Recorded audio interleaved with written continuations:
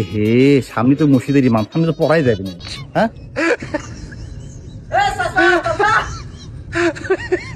আসসালামু আলাইকুম হুজুর। ওয়ালাইকুম আসসালাম। চাচা, আপনাকে প্রথম তারাবিতে দেখলাম, আর গোমা দেখি না। আপনি কি রোজা করতেছেন না? হ্যাঁ হুজুর, ওজা তো করি। তারাবিতে আসেন না কে? আপনি মসজিদে তো গেনি হইনি নামাজ পড়বে, কিন্তু হুজুর আপনি তো ষোলো হুজুর। ষোলো মানে? হ্যাঁ হুজুর, আমি তো উত্তর পাড়ার নামাজ পড়বে যাই, 30 মিনিটের মধ্যে 20 টাকা নামাজ পড়ে শেষ করে দেয়। আর আপনি এটি 16 নামাজ 2-3 ঘন্টা লাগে। আজকে আবার চিন্তা করছি ওই দক্ষিণ পাড়ার দামও ওরা নাকি আরো তাড়াতাড়ি করে নামাজ পড়ে, 18 মিনিটে 20 টাকা শেষ করে দেয়। বাবাজি, আপনি কি মনে করেন নামাজ শুদ্ধ হচ্ছে? এই যে 18 মিনিটের মধ্যে রুকুর তাসবি, সেজদাহর তাসবি, এগুলো কি আপনি শুদ্ধভাবে বলতে পারেন?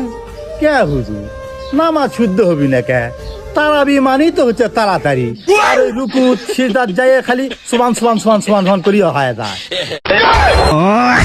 30 মিনিটের নামাজের মধ্যে যদি সুবহান সুবহান বলতে হয়, তাহলে 18 মিনিটে ইমামের পেছনে সোয়াবিন সোয়াবিন বলা লাগবে।